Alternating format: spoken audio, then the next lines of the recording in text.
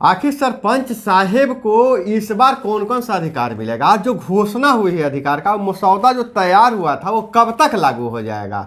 घोषणाएं तो बहुत कुछ हो गई थी कि सरपंच साहब को जो है मुखिया जी के कार्यों की मॉनिटरिंग करने की भी बात आई थी। अब विकास कार्यों में उनकी भी भागीदारी सुनिश्चित करने की बात कही जा रही थी। और यहाँ तक बात चल रही थी कि जो इस बार एमएलसी का चुनाव होने वाला है उस वोटर लिस्ट में उन्हें शामिल भी किया जाएगा। लेकिन अब तक कोई दिशा निर्देश सामने नहीं आया है। आखिर ये अधिकार उनका कब तक मिलेगा? जो मसौदा तैयार है वो मसौदे पर कब तक हस्ताक्षर होगा, कब तक पारित होगा? देखिए, जहां तक अगर मिली जानकारी के अनुसार, सूत्रों की अगर बात कर ले तो सारा चीज जो है तैयार किया गया, लेकिन कोरोना काल के कारण उसको सामने नहीं लाया जा रहा है। तो सबसे पहले हम दर्शकों को अपना परिचय दे देते हैं।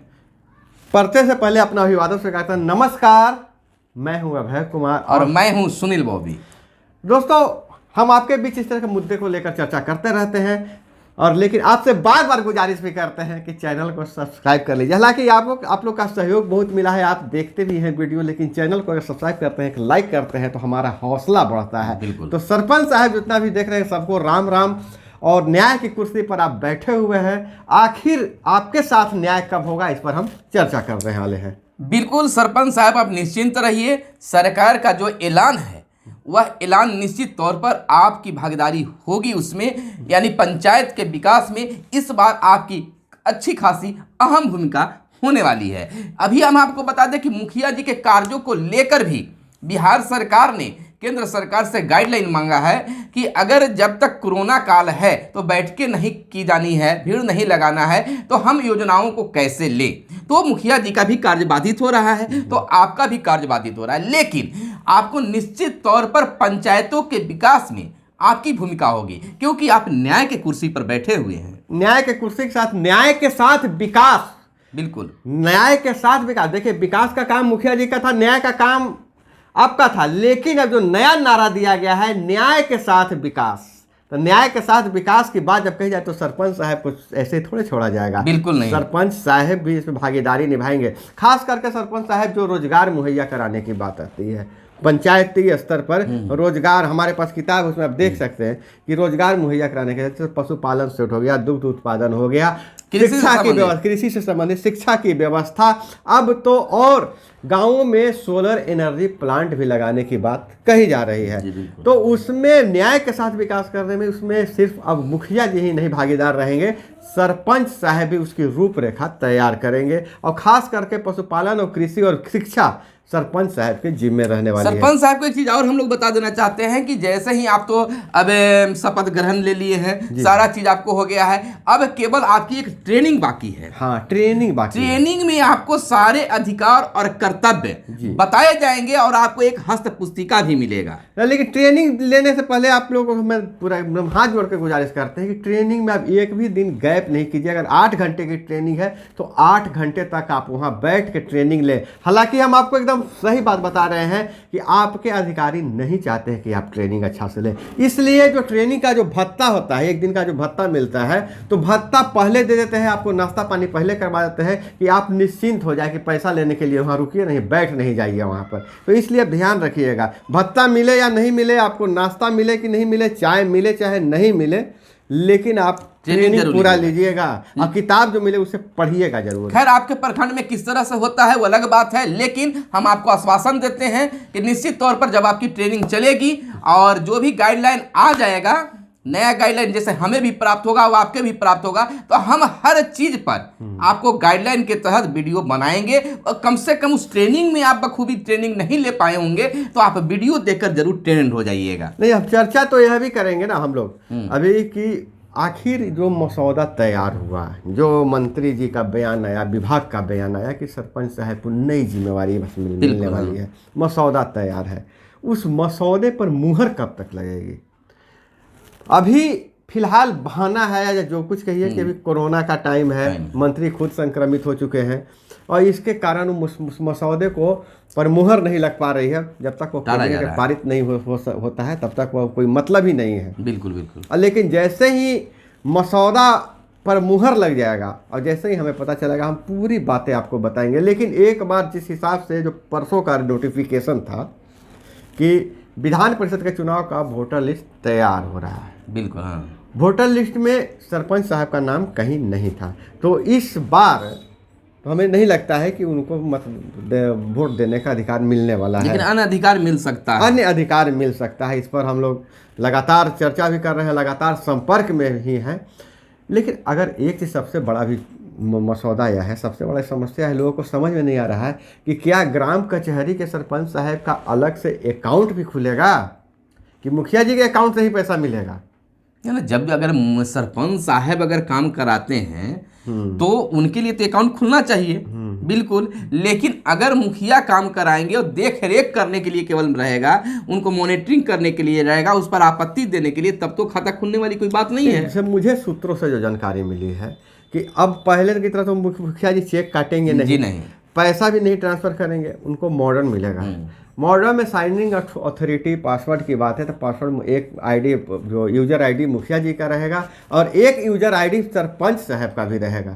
दोनों यूजर आईडी जब डालेंगे तभी किसी के खाते में पैसा ट्रांसफर होगा। तब तो बहुत बड़ा इनको पावर मिल जाएगा। जी जी बिल्कुल। यानी कि पैसा जो क्या उसको बोलते हैं कि उसके डोंगल के तहत, डोंगल के तहत जब होगा और जब उनके पासवर्ड के बिना ट्रांसफर नहीं होगा तब तो बल्ले बल्ले न होगा। दोनों का यूजर आईडी रहेगा तो उसमें सरपंच साहब की बहुत जिम्मेवारी बढ़ जाती है, न्याय के साथ विकास करना। यानी कि अब उनको तभी पासवर्ड देना होगा जब उस काम से पूर्णतः संतुष्ट रहेंगे। तो इनका मतलब है कि जो भी पंचायत में विकास होगा उनमें इनकी भी अहम भूमिका। इतना ही नहीं, जो बैठक करके उसका जो योजना बनाई जाएगी तो सरपंच साहब भी योजना देंगे और सरपंच ग्राम कचहरी और ग्राम पंचायत दोनों अगर उस योजना को पारित करता है तभी उस योजना पर काम होगा, उस योजना पर राशियां मंजूर। और यहाँ पर सरपंच साहब के साथ में पंच साहब की भी बातें आती है सामने कि हमें जब सरपंच साहब को मिलेगा तो हमको मिलेगा कि नहीं, तो उन्हें भी मिलेगा। देखिए अभी मान लीजिए कि वार्ड सचिव का चुनाव लीगल हो या अनलीगल हो, जिस ढंग से हो रहा है तो उसमें एक पंच की भी भूमिका है। जी जी बिल्कुल तो है, लेकिन आप समझिएगा तब ना कि हमारे वार्ड के विकास में जहाँ वार्ड सदस्य की भूमिका है, वो अध्यक्ष है, तो हम भी उसका एक सदस्य बने हैं, पदेन सदस्य हैं। तो आपके अगर क्षेत्र में अगर कार्य हो रहा है तो आपको भी तो उस पर हस्ताक्षर करना पड़ता है। जी जी, तो आप आंख मूंद के कर देते हैं, आप अधिकार को जान ही न रहे हैं। तो वो आपको कोई देने थोड़ी आएगा। आप समझिए कि आपके अगर वार्ड में काम हो रहा है, वार्ड नंबर 6 के आप मेंबर हैं, अध्यक्ष हैं, वार्ड सदस्य, और आप उसका पदेना सदस्य हैं, तो पूरी जानकारी लेने के बाद ही उस पर साइन कीजिए। जैसे वार्ड की जो भी अभी खाता जो भी संचालन होगा तो खाता जो होता है वार्ड क्रियान्वयन समिति के नाम से होता है, जिसका पदेना सदस्य है, जिसका सदस्य हैं आप। और इस बार जो है सो जो चर्चा चल रही है कि पहले जो पैसा जिस हिसाब से मुखिया ग्राम पंचायत के अकाउंट में आया वहां से किरान समिति के अकाउंट में ट्रांसफर हुआ, इस बार वैसा होने वाला नहीं है। जैसा बताया जा रहा है, सूत्र बता रहे हैं कि पैसा सीधे जो केंद्र सरकार की जो हिस्सेदारी रहेगी वो भी डायरेक्ट उनके अकाउंट में आएगा और राज्य सरकार की हिस्सेदारी भी डायरेक्ट उनके अकाउंट में वार्ड किरान समिति के अकाउंट में। अच्छा, मैंने वार्ड के डायरेक्ट आ जाएगा। हाँ, मुखिया जी पहले होता था क्या कि काम करते थे, देते थे, मुखिया जी के पास रिक्वेस्ट भेजते थे, मुखिया जी फिर पैसा डालते थे। लेकिन अभी कन्फर्मेशन इसका नहीं है, कन्फर्म नहीं हुआ है। नहीं, अभी तो राशि ही नहीं आया। जो 27,000 करोड़ 12,000 करोड़ रुपया पिछले बार आया, उसके बाद अभी कहा जा रहा है कि 27,000 करोड़ रुपया फिर आने वाला है। तो जब वार्ड में डायरेक्ट पैसा आने लगेगा तब तो मुखिया के खाता का कोई मतलब कि नहीं, मुखिया जी का भी तो बहुत कद बढ़ने वाला है ना। मुखिया जी बड़े काम कराएंगे, हॉस्पिटल बनाएंगे मुखिया जी, और इनके जो वार्ड के काम होगा उनके वहाँ पैसा। लेकिन नली गली से मुखिया जी को छुटकारा मिलने वाला है। लेकिन योजना तो लेंगे मुखिया जी वार्ड को बैठा कर।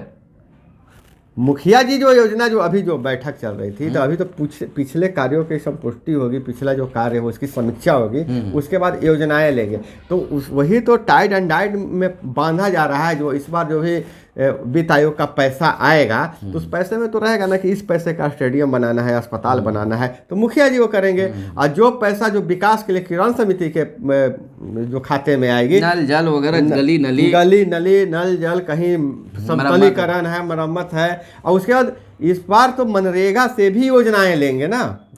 हाँ, वार्ड मनरेगा, वार्ड और पंच साहब मनरेगा से भी योजनाएं लेंगे। अब मनरेगा से तो कोई अथाह है, आप जितना का योजना दीजिए, काम करवाइए। यानी कि योजना को लेने में पंच साहब की भी भूमिका होगी, पूरे पंच साहब के पूरी समिति का भूमिका। तो आप पंच हैं और बार बार हमारे कमेंट बॉक्स में कहते हैं कि सर हमें भी कुछ अधिकार मिलेगा कि नहीं, तो यह अधिकार तो पहले से ही आपको मिला हुआ है। हाँ, आपको केवल समझने की जरूरत है। आप जिस वार्ड के आप पंच हैं, उस वार्ड के विकास में आपकी अहम भूमिका होती है। अगर आप साइन नहीं कीजिएगा तो योजना पास ही नहीं होगा। तो इस चीज को आप समझिए। तो आप क्या करते हैं कि वार्ड सदस्य गए, यहाँ पर साइन कर दीजिए, आप बिना सोचे समझे कर देते हैं, तो दिक्कत हो जाता है। जो बैठक पंजी, सबसे पहले तो जो नियम के अनुसार ना बैठक होने, अगर नियम यह है कि बैठक होना चाहिए तो बैठक होना चाहिए। बिल्कुल रजिस्टर जो भी पंच साहब हैं या सरपंच साहब हैं, तो सबसे पहले आप कानून व्यवस्था देख रहे हैं, तो कानून व्यवस्था में यह भी होता है कि हमारे पंचायत के विकास के लिए बैठक होनी चाहिए। तो बैठक करवाइए एकदम। देखिए